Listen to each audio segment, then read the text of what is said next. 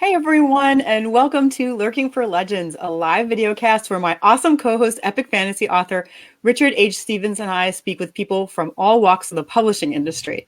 Lurking for Legends is a live, interactive broadcast, and we encourage viewers to chime in with questions or for our guests, or simply make comments on what you hear in the show. So tonight we have fantasy and horror author A.F. Stewart, who also sometimes ventures to the light side, and she does a lot more than that as well. So welcome, Anita. How are you tonight?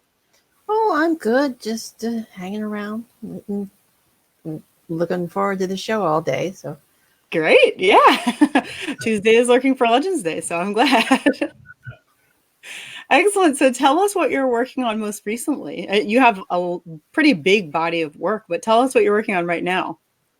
Well, right now I'm working on short stories. I've got one short story I'm finishing up for submission to the Fairy Tales Punked 2 anthology. Anyway, which is I'm editing it at the moment, so I'm kind of reworking a bit of it. So I have to put in the dead body. Yeah, I added an extra dead body in the story, so because the deadline got moved to April, so yeah, time to throw in the extra dead body. And I'm also working on two more short stories in the Hayward and Anderson series. I have one written, but I decided that I'm going to write two stories that go earlier, because the last story kind of ties in with the Sherlock Holmes thing. Mm-hmm. And so I had to put the other two stories before that because it wouldn't work otherwise. Sure. Yeah. So yeah, that's my kind of paranormal detective steampunk series I'm working on. I'm going to start out with 3 short stories. They're probably going to be 5,000, 8,000 words long, depending on. Nice. Maybe a little longer, and some depends. I haven't written the first 2 yet. The third one's about 8,000 words. So. And those are the Amazon short reads, right? Yeah. So that's really great. Yeah, I seem to do pretty good with the Amazon short reads because my Visions and Nightmares book is doing pretty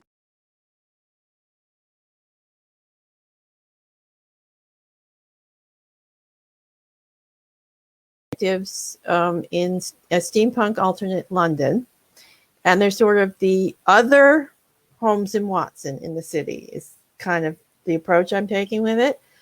And she's Elspeth Hayward is the main detective, and she has her partner Lars Anderson, who sort of doesn't actually want to be a private investigator, but he sort of got into the gig by her father hired him to sort of keep an eye on her because she gets into trouble a lot. Yeah. So he's sort of along for the ride, despite his best intentions.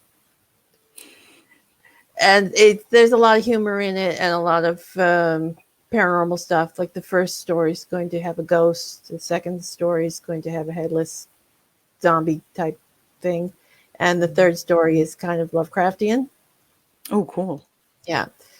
And so they basically bumble around London trying to solve these paranormal crimes. And she's kind of considers herself a rival of Sherlock Holmes. So Sherlock Holmes is mentioned in the stories, although he's not a character. So anyway, but that's what I'm writing at the moment. And I'm going to be starting back up with my historical fiction novels as well. So when you say you added a dead body to your current story, do you ever use people that you know or someone that's missed you at a shopping mall, or nice. Get a bit of revenge on someone you don't know them personally, but someone that's just bothered you during the day, or just everything's all fictional?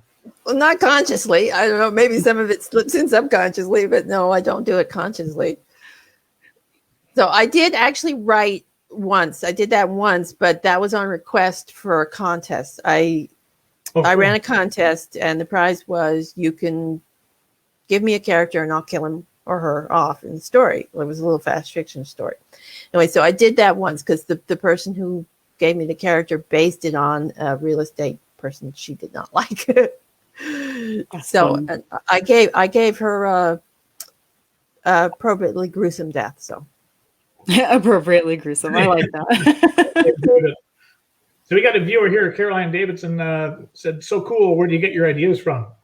I get a lot of my stuff from mythology because I really like mythology, folklore, folk tales, that sort of thing. So I pull a lot of my stuff from that. And some of my horror comes from, because I'm a big true crime buff. So I like all those true crime stories on TV and stuff. So I pull a lot of my horror inspiration from that as well. So for your detective one, is it inspired by Sherlock Holmes, or is that just kind of like a little Yeah, it was mention? the original story was written, the one that's going to be the third story now. It was written for an anthology that never came about, which was sort of like the Sherlock Holmes world without Sherlock Holmes, right? Oh, okay. So yeah, and I came up with the idea of having a Sherlock and Watson like pair of detectives who were Sherlock Holmes's rivals, and then, but he really doesn't know they exist, or he knows they exist, but he doesn't really care, sort of thing. And she can't stop obsessing, so it's kind of like a running joke in the entire series is she can't stop obsessing about Sherlock Holmes. Oh, that's really great. That sounds fun. And then you also write some light stuff as well. I don't remember if that's for a particular series of anthologies or just in general that you write some light things. Well, some of my stuff for the Christmas Lights anthologies are a little lighter in tone, especially the last the reindeer solution story, which was really fun. It's kind of this. It's like the reindeer and the elves go to war at the North Pole, but it's all very humorous and very light. And we've got fruitcake using cannons shooting out stale fruitcake, and the glitter bomb. That was their ultimate weapon, was the glitter bomb. And the reindeer got hit with it, and they can't stop snorting the glitter. It's up their nose, yeah, stuff like that. So that's some of my lighter stuff, because I mean those stories are more for a PG-13 audience, so I toned it down for those books. That's great. JD Estrada is asking, how does Canada influence or figure in your stories? Well, actually, a lot of my stories are actually set in Britain, which I suppose is because Britain and Canada, there's a lot of crossover there. But Canada has influenced one of my works in progress, which is another steampunk horror thing, where it's actually being set in Nova Scotia in an alternate history, sort of where vampires, everyone knows vampires exist, everyone knows magic exists, and it's sort of influenced the history in the world, and there's political intrigue and stuff, and in that. So I'm still working on that series. So that one's been influenced by Canada. And my Ghosts of the Sea Moon was influenced quite a bit by Nova Scotia folklore and seafaring history. So I love the Ghosts of the Sea Moon series. Can you tell us a little bit more about it? I think that's a complete series, right? Yeah, that's a complete trilogy. The series actually has some more books planned in it. Like the first trilogy is complete. Ghosts of the Sea Moon, Souls of the Dark Sea, and I almost forgot the title there, and Renegades of the Lost Sea. That's finished, but I am planning a couple of prequels. I would want to tell Blackthorn's story, how he came to be on the Celestial Jewel. I want to tell the prequel story, the prequel love story of Death and the Shadowbird. And if anyone's read the series, they know what that is and how weird that's going to be. Yeah, if you've read Renegades of the Lost Sea, and I think you edited, so you have, so you know who the Shadowbird is, and you know who Death is, and you know they had a love story. Yeah, so that's gonna be good. Yeah, that's going to be weird.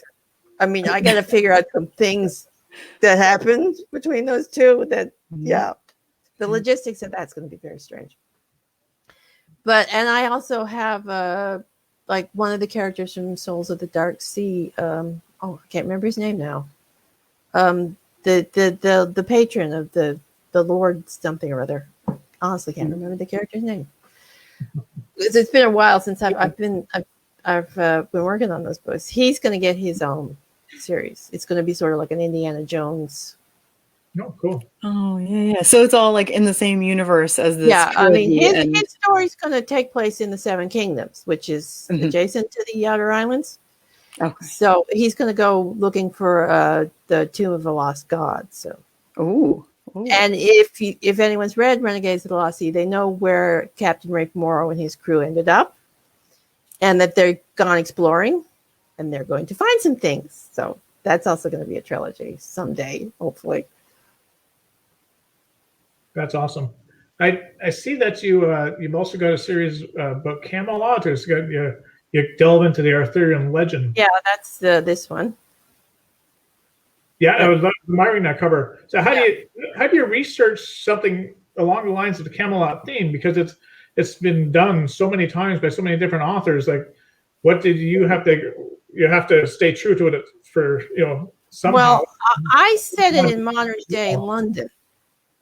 So I said it in modern day London. I made all the Camelot characters immortal. Like, basically, if you use magic, you become immortal. So I moved the entire thing up into modern day London, and all these characters are still around doing modern day things. So that's the take I put on it. And but they still interact with each other, and you still get the fantasy elements because you've got magic, and you've got elves showing up, and you've got and in book 1 here, Nostradamus turns up and causes trouble. So. And you intertwine all that, or weave that all into modern day London. So how do you get the elves and stuff to fit into society there?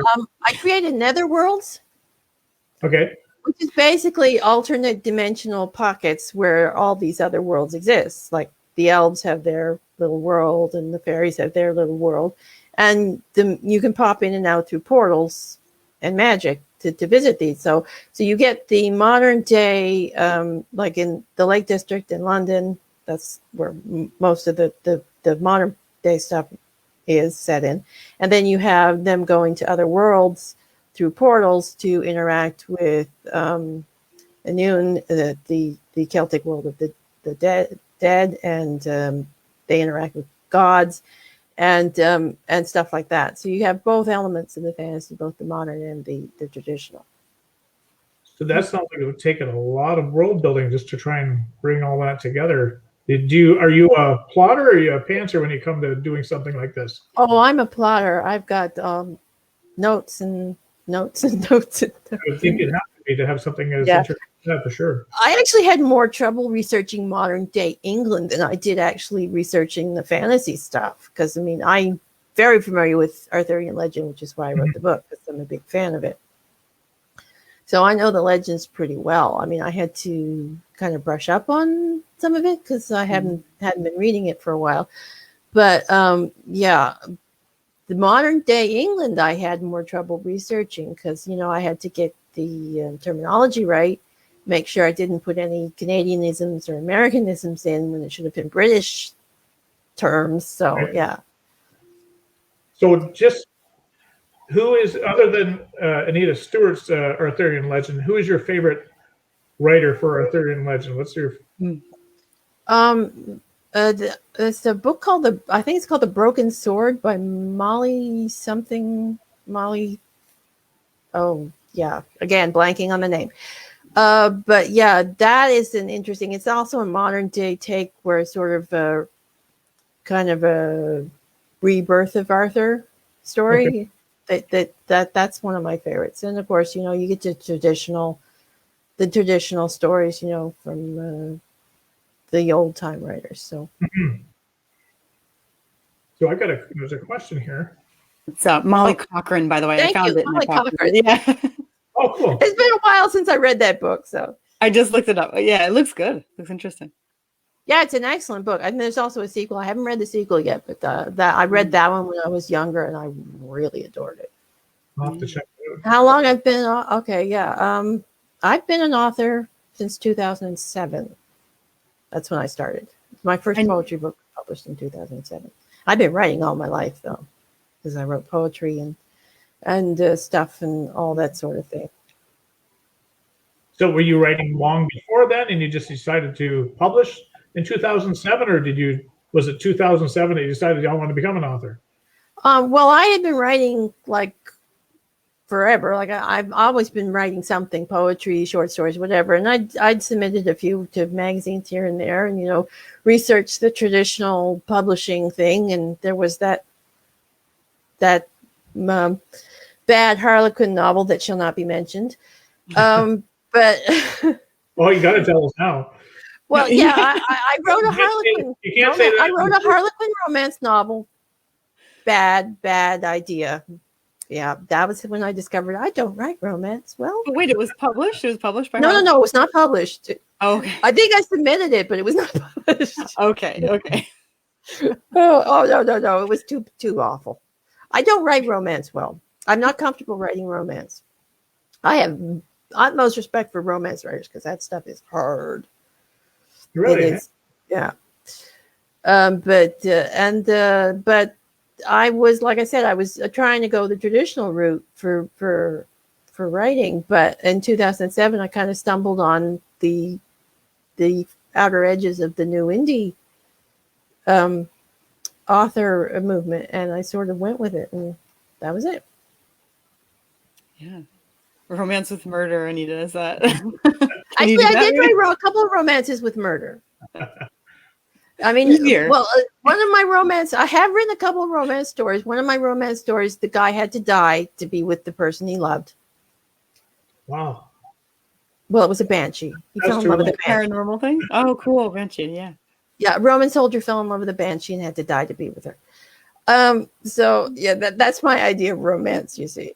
There was the whole genre. A humorous romance where the girl had to solve her uncle's murder to clear her boyfriend's name, and the boyfriend was a one-armed fire eater, and she was a fortune teller, and her uncle was a clown who got killed with his trophy and a rubber chicken. And a rubber chicken. Yeah, my humor stuff has. Find these? That one. Well, where is that? No, that's in Passing Fancies. I think that story. Okay, that's actually one of my favorite stories. I love that story. It was. Like oh yeah, and her rival is a goldfish, by the way. Oh, that's too funny. Yeah. So I do want to take a second to talk about Visions and Nightmares, because I really, really love that anthology. And, one of the cool things about it is it's dark fantasy, and I can't remember if it has, it might have elements of horror, but I think it's mainly dark fantasy, and it's told from some unusual perspectives. And that was one of the things I liked about it, like extra. Not only is it your writing style, but you had some kind of different, I never forgot, there was a particular story that it's almost like it's this, I forget what part of fantasy she is, like what fantasy creature she is, but she's it's like, told from this person spirit kind of thing that's in a well trying to draw someone to her. And that one actually stuck with me, like really stuck with me. I've always remembered it, and I was definitely hoping you'd come out with maybe another dark fantasy anthology or something like that with similar unusual perspectives. So like I'd love for you to tell everybody about Visions and Nightmares and whether you'd write more like that. Oh yeah, I probably will. I mean, I did love writing Visions and Nightmares. It was the book came about because I had some stories that I written. A lot of times I write stories because an idea comes to me and I just put them aside, maybe for submission to an anthology, maybe in a collection. And I had a bunch of these stories, and they were all, some of them were from like perspectives, women. And I thought, well, wouldn't that be fun to do the entire anthology with all the protagonists as women? Mm-hmm. And then I had this, there was this writing prompt that I did from a group, which is how the Alice story came about. I love that one too. Yeah, that one is my favorite. I do like the one with the gin and the well. That was actually a hard one to write, because the original story of that was from Marion's point of view. Okay. And it just wasn't working. And if you caught Joe Compton's, like this, well, it must be 2 years ago now, Joe Compton's was doing a NaNoWriMo write-in thing that year. And I went on his show and I was reading some of that story. And he's the reason because I was watching it back, I'm going, that does not work. That story, I mean, I know that story doesn't work. And it's just, and I was on the verge of throwing it out at that point, and I thought, well, I was listening to it and I thought, it doesn't work because the perspective, the character perspective is wrong, right? It's not working from Marion's perspective. So I switched it around and did it from the Jin's perspective. And then the story just came together and flowed. So.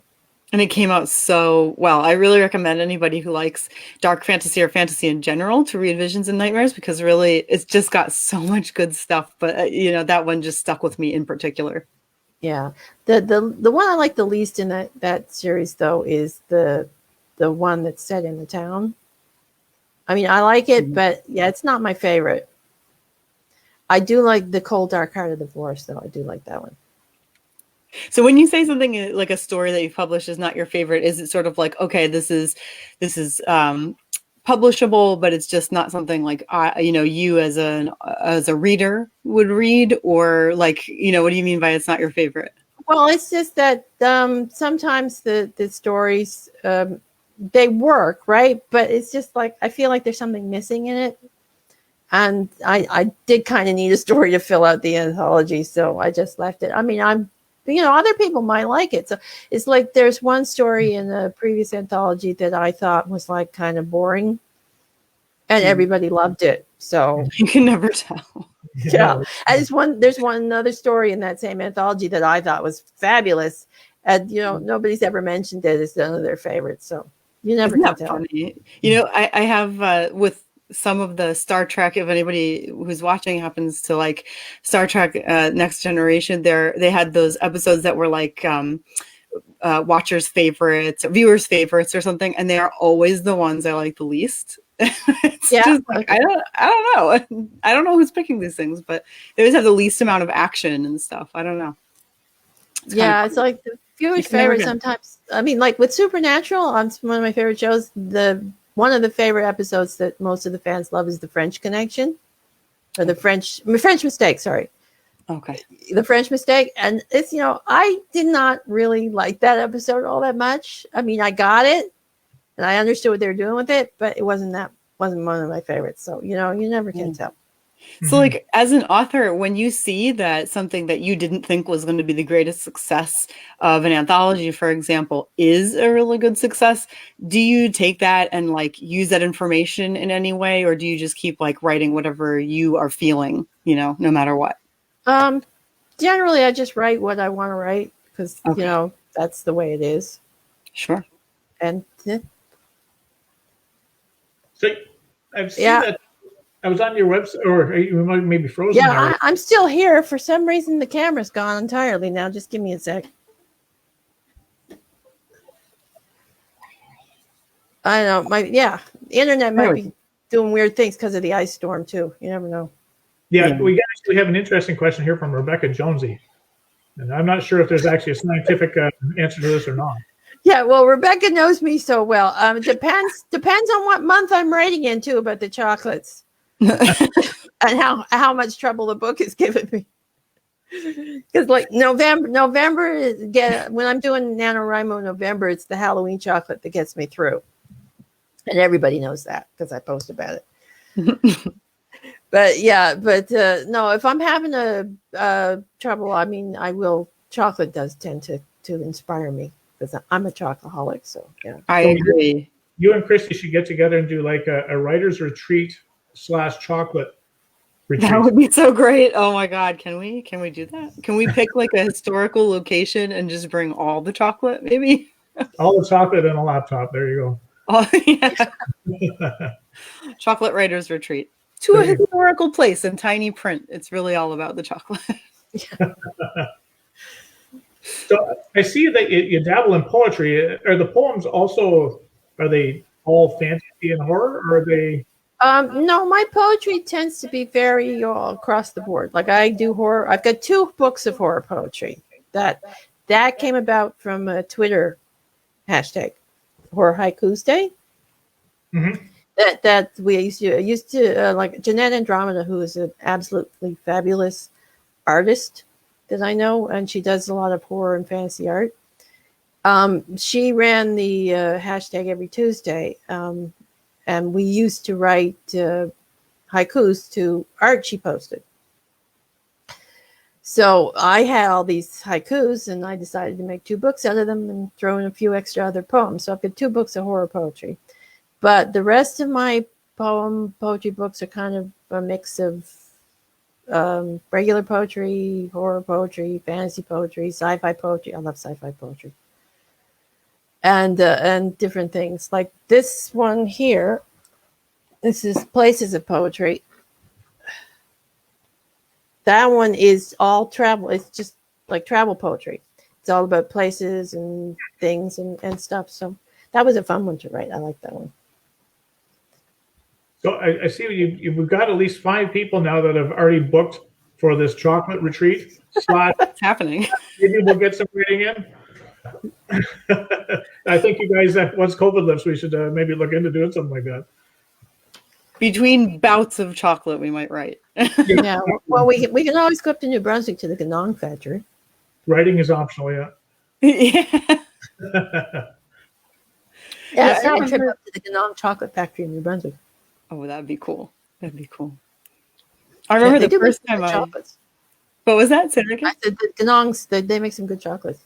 Oh, that's great. I remember the first time I actually heard of you was with the horror haikus. And I remember thinking, oh my God, like I've just never heard of that before. And I thought it was so cool. I bought your first book right away. I had just never heard of someone doing horror in the haiku format. I thought that was really a great creative idea. Yeah, well, I love haikus. I was actually, I think haiku is kind of the only form poetry I actually did for a long while. Because, all my early stuff's, just free form poetry, writing down angsty thoughts and superhero stuff. I did a lot of poems based on comic books too, by the way, when I was younger. Yeah, so that, and then I did do an awful lot of haikus, and I even got one haiku published in a school book thing. It was just, one of those little school publishing things they do. Nice. Yeah, and I still might actually have the little booklet around here somewhere. So I did that, but then I joined this poetry group on a website that no longer exists, and the woman who ran it introduced me to form poetry. So I do a lot of that now, which is fun. I still don't do things with meter because meter confuses me. Yeah. It's too much math in that for me. Not my favorite. Yeah, I mean, I like the repetitive poem, like where you repeat lines in the verses, like the cascade. Cascade's my favorite. It's basically you write the first verse and then you take each line from the first verse and you use it as the last line of the next verses. Mm. So you can really do some nice things with that. And I like the blitz poem, which is 50 lines, basically one word or one phrase, and you take the last word and use it for the next 2. And it's just sort of like go, go, go, go, go, go, go, go, go, go, go, all the way down. And you can get some really weird shit with that. Wow. So I was checking out your website, and you're speaking about your haikus. You've got trailers. Like I've seen book trailers. I've never seen. So I guess it's the haiku trailers are trailers for the haiku books. Is that correct? Yeah. I've done trailers for a couple of my poetry books. I've done some readings too from the books as well. So. And do you design and create all these book trailers, or do you have someone do them for you? Oh no, I do it myself. And you get the music from just off the free sites, or do you? Yeah, there's a royalty-free site I use I think it's in Computech. I'm not sure if that's pronounced right, but anyway, yeah, it's you can get little clips and you just give him a credit at the end of the video and you can use them for free. So cool. That's great.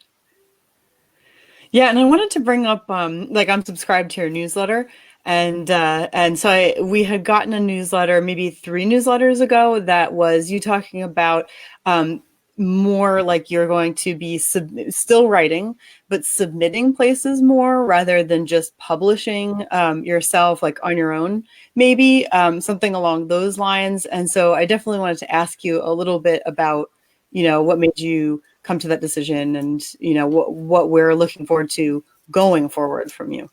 Yeah, well, it's basically finances. It comes down to finances in the end, unfortunately. Which we Is all that, relate to. Yeah. yeah, I mean, if you're not making the sales with your books, you're not recouping the costs. And it basically means that I can't really afford to continue publishing at the rate I was. So right now I'm evaluating options, because I mean, there are small presses you can submit to. There are, I mean, I don't think I'll be going the traditional route, but who knows? And I also want to submit smaller things that are less expensive to self-publish. So yeah, I'm going that. I'm just kind of reevaluating. It's not like I'm stopping exactly. I'm just kind of slowing down, reevaluating, and seeing if the way I'm going is actually the best way to go. So, and you make your own covers too, so at least there's that. Yeah, and I'm actually starting a pre-made cover website. That is cool. Yeah, which that one's going to be it's kind of like a discount website, because I see all these smaller authors out there with covers that are less than optimum. Sure. I mean, so, and they can't really go and afford the big fancy cover designers. I mean, now don't get me wrong, the cover designers deserve the big fancy money. They do a great job. Some of them are absolutely fabulous. And if I had the money, I'd buy their covers too. But yeah, so I thought, well, since I can do, a half decent cover, and so I'm setting this up as kind of pre-made, so people who can use it for reader magnets, standalones, or ebook covers for their series if they want, whatever they want. So, and I'm going to add some print covers eventually. I think right now it's mostly just ebook, but yeah, I'm just waiting on the registration business side of things to slowly grind through the government. And yeah, Richard knows the government in Canada. It takes a while. But yeah, so right now I'm just waiting on a search for my business name, and then I have to register the business and then finish the website.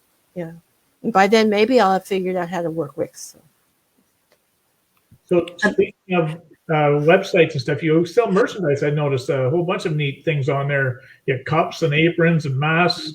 Oh yeah, that's out of Redbubble. Now that's easy to do. All I have to do is upload my designs, and Redbubble does the rest. They're a pretty good site. I mean, they're not too expensive. Their shipping's pretty good for most of the items, and so I really like them. And their stuff's pretty quality too. So everything on there is obviously images and sayings from your books. Yeah, well, there's a few original art pieces too, because I uploaded a couple of new designs in the last few weeks. There's a couple of fantasy art pieces that are original art that I did, graphic art stuff, but the rest is just things, images and stuff that relate to the series and the books. Do you think that's something like you would offer to do through your upcoming business, to maybe do designs for people who don't really have the time but want to have some merchandise to sell? Do you think you'd add that as a service? Yeah, I do want to add the graphic design eventually. Right now I'm just kind of testing the waters to see where it goes, and then slowly add things and stuff and like that. So this is just kind of like a little mini rollout, and then we'll see where it goes from there. Soft launch. What's the name of the site? What? What's the name of the site you say you make your merchandise with? Redbubble is the merch store. It's a really nice store. It's just like Etsy, Cafe Press, all those whatever that one is. The one that does Public. The one that does the t-shirts, something or other. Yeah, it might be Public. I don't know. There's a couple, I think. Yeah, there's a lot of those little sites around, but yeah. Redbubble, I was on Cafe Press for a while, but nothing wrong with their site, but their prices are a little more expensive than Redbubble, and their templates are a little harder to use, because with Redbubble you can pretty much upload one size and then just fit it to what you. That's nice. Yeah. Mm-hmm. I mean, it doesn't always fit with every product, but you can usually get a pretty good variety of products. Yeah, I've been wanting to do something like that for a long time, and then I start the research, and it's kind of intimidating. You're looking across all these sites and trying to balance, this one does this more, or this one has that cost, or like whatever. So it's great to have a recommendation from Yeah, someone currently I using would it. recommend Redbubble because first of all, their shipping costs are really one of the better ones I've come across, especially shipping from the U.S. to Canada. Should be deal And free. Sure. yeah, and I've only had one problem with their shipping costs, and that was with the fitted mask. But they were just starting out with that, so they may have ironed that problem out because the shipping cost there was a bit pricey. But the rest of the like, yeah, and their delivery's pretty good too. I mean, these days, of course, it's a little slow, but Sure. yeah, but regularly their shipping's pretty quick. That's great. And they give you little stickers. Give you little stickers? Yeah, you get little stickers every time you order something. So they're little Redbubble stickers. Nice. And someone, I'm going to say this person's name wrong, so someone else can help me out with it. Sandrine. Hi, Sandrine. I guess they've used that place as well, so they certainly concur.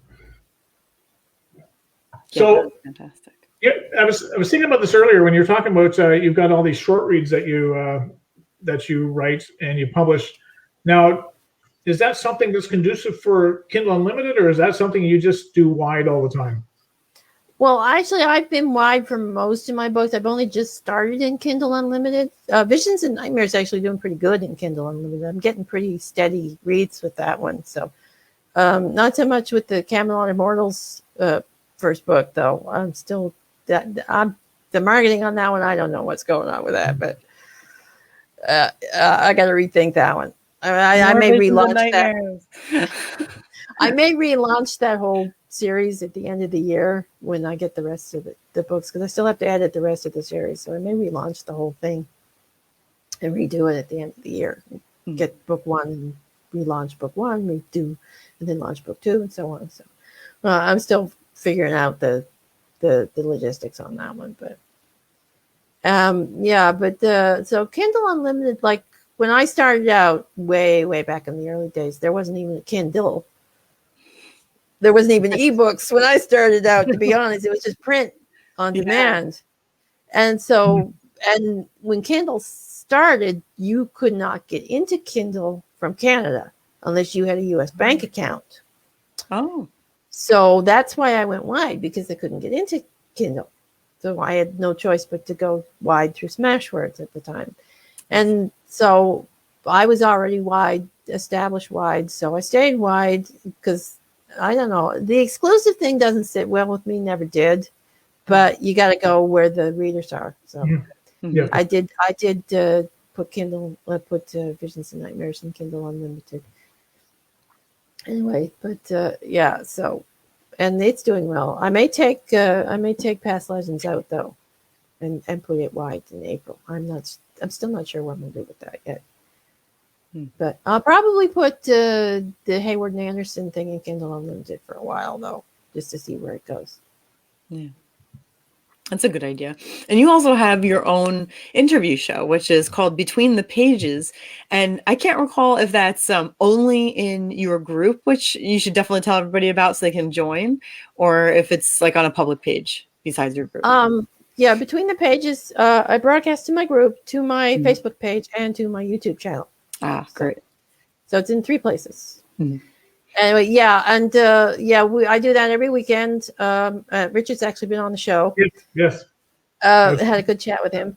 And basically, it's the format's about 20 minutes. I bring an author on, and we just talk about their book for 20 minutes. Do they have to be fantasy? No, I've done horror, fantasy, sci-fi. I'm doing romance this weekend, which is going to be interesting because it's male romance, which is something I'm not familiar with because I'm not a big romance reader. But when I do romance, read romance usually historical. So I'm looking forward to that interview. So I know a good Victorian dark suspense novelist that might fit well on your show.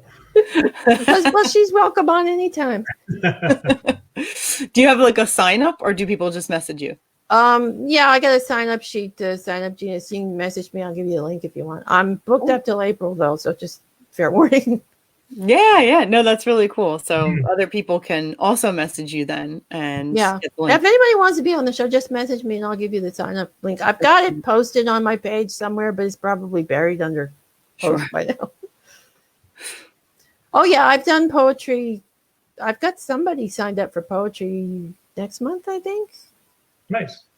Well, So yeah, I mean, I love talking to poets. I mean, I do change the format slightly when I'm talking to a poet because the fiction questions don't quite work for poetry, but Right.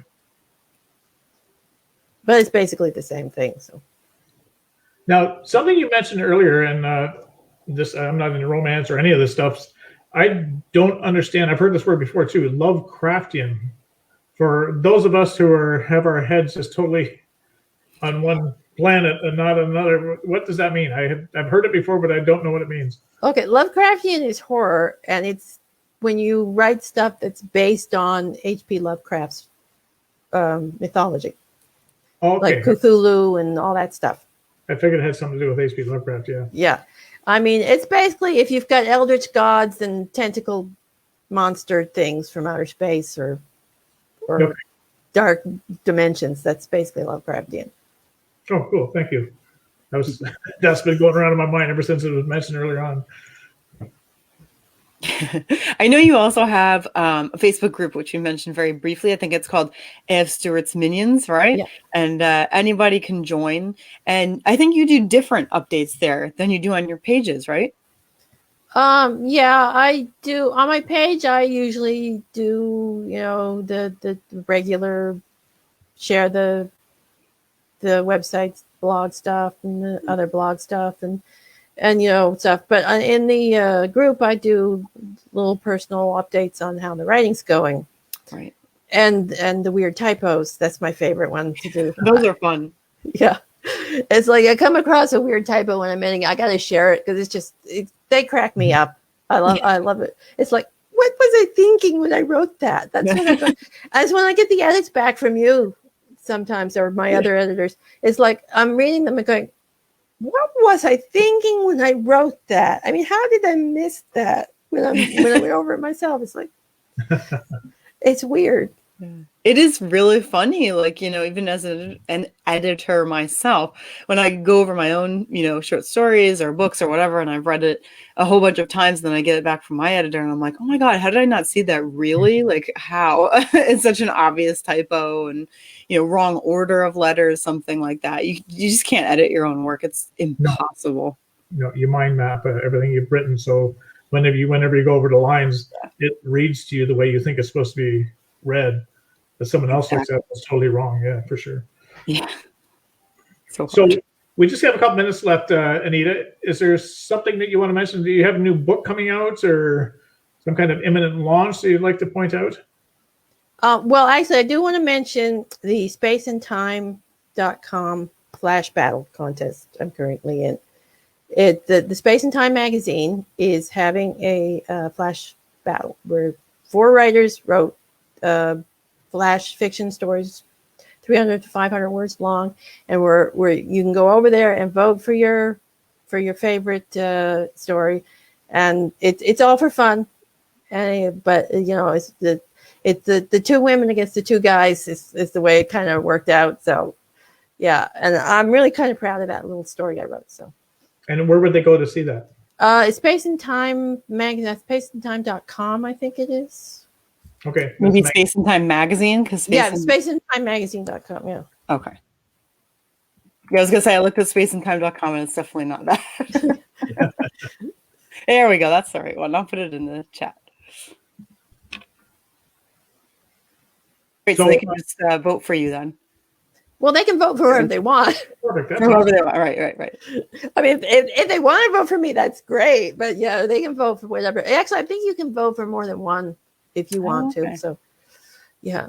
So I think we have one more question here. Yeah, I mean, we're not getting any prizes or anything. It's just, yeah, it's fine. if she wants to get in touch with me, it's great. Okay, perfect.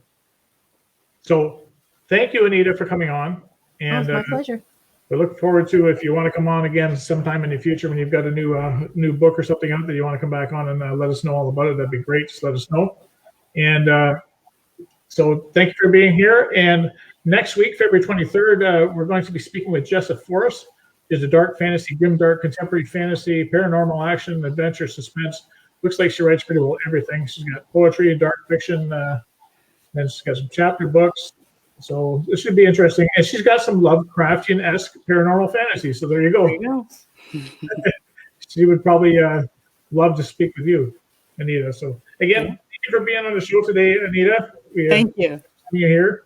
Yeah, it was my pleasure. It was great fun. All right. So everyone else who joined us, thank you for joining us. And be sure to join us again next week and bring some questions. And you can talk to Jessa Forrest.